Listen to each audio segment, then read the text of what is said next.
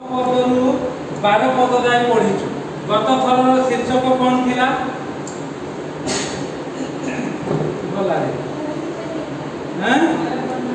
भय बनाम निर्भय। टिके नेक्स्ट दे दउ ना।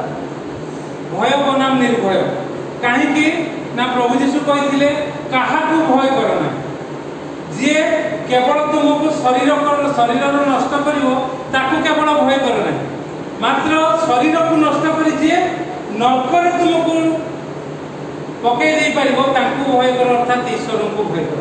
आज शीर्षक नवा कथा कही दंडित अबा अदंडित। लुक 12 पर्व तार 8 पदरू 12 कथा कहूचु आमे सब आमे दंड पई कथा कहूचु ना आमे आशीर्वाद पई कथा हो। विशेष रे एटा आम मान को पई प्रयोज्य। आमे जे प्रभुंकर वाक्य कहूचु अन्य मान को मनौचु, एया करो सेया करो एटा करो सेटा करो, अनेक कथा जो आमे कहूचु एटा हमर निज पई दंड आनुचु ना आशीर्वाद आनुचु। सेथि पई मु शीर्षक देली कथा कही दंडित अबा अदंडित। आउ आमे कथा कहूचु, कथा कही माने प्रभु को स्वीकार करछु ना, प्रभु को घोषणा करछु। हमर कथा होचे प्रभु को घोषणा करछु। आ से लिखा जाउची 8 पदरे मु तुम मान को कहूचे यीशु कहले जे केही लोकन को साक्षात रे, अर्थात आपण मान को साक्षात रे, दांडे रे गला बेले लोक मान को साक्षात रे, मंडली को गला बेले मंडली रे लोक मान को साक्षात रे, स्टेशन को गला बेले स्टेशन रे लोक मान को साक्षात रे, जोठी काम करछु सेठी लोक मान को साक्षात रे जे केही मते स्वीकार करिवो, मनुष्य पुत्र मध्य ईश्वरଙ୍କ दूत मान को साक्षात रे ताको स्वीकार करिवो। किंतु जे लोकଙ୍କ साक्षात रे मते अस्वीकार करिवो से ईश्वरଙ୍କ दूत मान को साक्षात रे अस्वीकार करा दिवो। आपण माने काहे कि पारु नांती के जानत, आपण माने जहा कोहा जाई जे ताको आ कहू नांती अन्य मान, सेति पई एते पतन कहिबा दरकार। भलो विषय ना आपन को भल लागुची ना, भल कथा कहिबो अन्य मान, जे जति के सुनिबो न सुनिबो जे ताको कोन स्वीकार। ए आउची कथा कहिबा। आ लेखा जाउची 10 पद जे केही मनुष्य पुत्रଙ୍କ विरुद्धरे कथा कहिबो ताकू क्षमा दियाई, मात्र जे पवित्र आत्माଙ୍କ विरुद्धरे निंदा कथा कहिबो ताकू क्षमा दियाई। मनुष्य पुत्र अर्थात यीशुଙ୍କ संपर्क रे जदि किछि संदेह आसिला एटा हो सेटा हो ताले सेटा क्षमा दियाई। किंतु पवित्र आत्मा अर्थात यीशु जो कार्य करजंती एटा आ गोटे माथ्यू रे अछि, आ सेठी से प्रकार लिखा जाउछि जे पवित्र आत्मा को विरुद्ध कारण बालजीबुक द्वारा भूत छडौचुई बोली से यीशु को कहिले। यीशु को कहिबार से कथा कहिथिले, माथ्यू रे अछि आ मार्क रे भी थाई पारे। बालजीबुक द्वारा भूत छडौचुई बोली कहिबारु एई कथाटी से कहिथिले जे केही पवित्र आत्मा को विरुद्ध रे कथा कहिबो ताकू इह काल रे कि पर काल रे ताकू क्षमा दिया जीवो नाही बोली। अर्थात प्रभु यीशु को शक्ति रे जो कार्य को होची, प्रभु यीशु को साक्षात रे जो प्रकार विषय होची, आ ताकू प्रभु यीशु को शक्ति रे जो कार्य होची ताकू जदि हमें उल्टा पुल्टा भाबिबा, जेमिति भाबिला के जयंती भाबिला, जेमिति मालती रो झियो माने भाबिले, सेमिति जदि भाबिबा कोन भाबिले यीशुଙ୍କର शक्ति नुहे औषध द्वारा भल होई एई कथा। आ निरंबर तो ताको मु कहली केवल प्रभु को पाखे एते तो औषध खाइलो एते किछि होउनी आ एया करो, से बारंबार बाध्य करबालु मते मु ताको गोटे औषध आनी की खाइबा कहितली भमिकिड बोले भमिकिड मानसिक औषध अत्यंत से चाप पकेबा। किंतु एटा को धरि की जदी लोक माने कहबे औषध दबार भल हैला केमति आज्ञा करबा। आ सेथि पई प्रभु जो कार्य करछन से कार्य विरुद्ध रे जे कथा कहबो सेटा होची पवित्र आत्मा को विरुद्ध रे कथा, निंदा कथा। ତାହାକୁ କ୍ଷମା ଦିଆଯିବ ନାହିଁ। କୋଉଠି ଗୋଟେ ଲେଖା ଯାଇଛି ଇହ କାଳରେ ପର କାଳରେ ତାକୁ କ୍ଷମା ଦିଆଯିବ ନାହିଁ। ଏ ରୂପ ପୁସ୍ତକରେ ଅଛି ମୁଁ ପଢେ ଭାବୁଛି।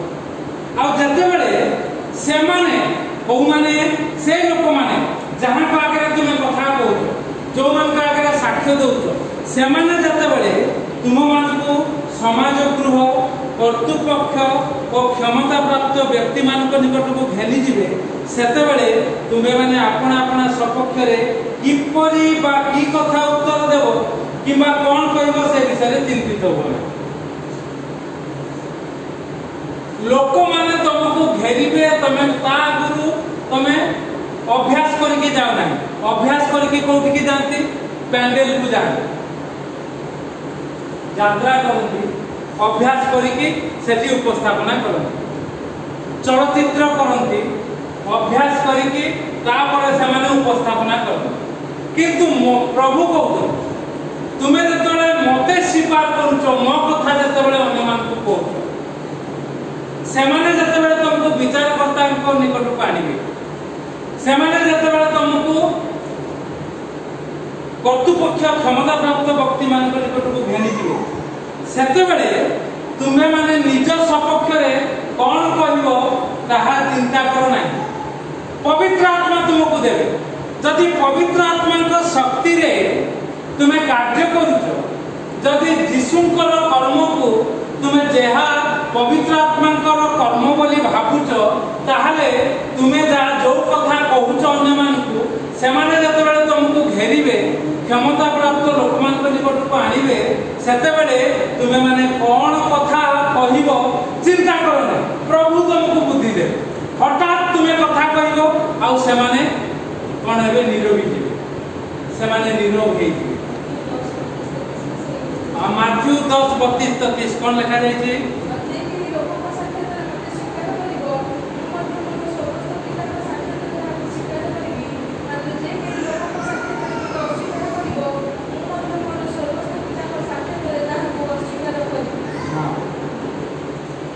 समान कथा नहीं मु कहूली जोटा कौन इह काल पर काल से पापर क्षमा ना जे पवित्र आत्मा विरुद्ध में कथा से पाखापाखि इह काल भी क्षमा ना पर काल भी क्षमा ना आमे प्रभुंकर लोक माने कथा कही दंडित न हो कहा द्वारा ईश्वर द्वारा लोक माने जो क्षमता प्राप्त व्यक्ति कर्तृपक्ष समाज गृह एटा लोक माने हमको दंडित करबा पय असुविधा किछि ना प्रभु कथा कह किंतु आमे जदि लोक मान सेही लोक मान साक्षात रे जदि प्रभुंकर कथा घोषणा न करिबो तेबे आमाने ईश्वरक सम्मुख रे दंडित हेइ प्रभु हमको दंडित करिवे इह काल रे पर काल रे से हमर क्षमा होबो ना आ सेति पई प्रभु तांको वाक्य रे कहउचंती माथ्यू 7 पर्व तार 22-23 माथ्यू 7:22-23 मते प्रभु प्रभु बोली कहंती ए प्रकार समस्ते ग्रहणीय हेबे नाही मात्र मु तांको कहिबी दूर हो शैतान मु तुमको जाने नाही तुमे की लेखा देउची 22 रे से दिन अनेक मते कहिबे हे प्रभु आमे माने कि तुम नाम रे भाववाणी कहिलु नाही पुनी तुम नाम रे भूत मान को छडाइलु नाही आ तुम नाम रे कि अनेक शक्तिर कार्य करू नाही अनेक करिवे आगे भूत छडाइबे यीशुଙ୍କ नाम रे शक्तिर कार्य करिवे यीशुଙ୍କ नाम रे भाववाणी कहिबे यीशुଙ୍କ नाम रे अर्थात एक प्रकार प्रवचन देबे मंडली रे अन्यमान को निकट रे किंतु प्रभु ताहाको कहिबे सेते बेले मु समान को खाली कहिबे स्पष्ट रूपे कहिबे हे अधर्मचारी माने मु तुम मान को केबे हे जानि नाही हे अधर्मचारी माने मो पाखरु दूर हो प्रभु आपन को मते अनुग्रह करंतु आशीर्वाद करंतु सहाय्य करंतु प्रिय माने आ माने कथा कहि दंडित हबा नाही से माथ्यू 7 पर्व रे देखुछु 22 पद रे प्रभु यीशु को आसी कहू प्रभु आपन को नाम रे हम एते काम करिछु भूत छड़ैछु भाववाणी करिछु किंतु प्रभु ताको कहिबे मु तुम मान को जाने नाही तुम मान को जाने नहीं। प्रभु आपन को मते अनुग्रह आशीर्वाद करंतु दया करंतु। आसु प्रिय माने आम माने निजे निजे अधिक सचेतन हवा जागृत हवा कथा कही दंडित हवा नहीं। प्रभु को कथा अन्य मान को कही प्रभु को ठारो दंड पाइबा नहीं। किंतु प्रभु को कथा अन्य मान को कही जगत रे किछि समय दंडित हवा आ प्रभु को ठारो आशीर्वाद पाइबा। कारण लेखा जाउछि मु सेमान को जो मुख देबी गोटे पदरे लेखा जाउछि मु तुम मान को जो मुख देबी सेतिरे से माने तुमरो प्रत्युत्तर देई परिबे ना ए कथा लेखा जाउछि। कारण कोन कहिबा को हबो ताहा पवित्र आत्मा सेही दंड रे जणैबे। जतले पवित्र आत्मा हमकु जणैबे सेतबेले आमे अधिक दृढ़ भाव रे शक्तियुक्त भाव रे प्रभु को नाम को उन्नत उच्चीकृत करि परिबा। तेन करी प्रभु आपन को मते अनुग्रह करंतु आशीर्वाद करंतु।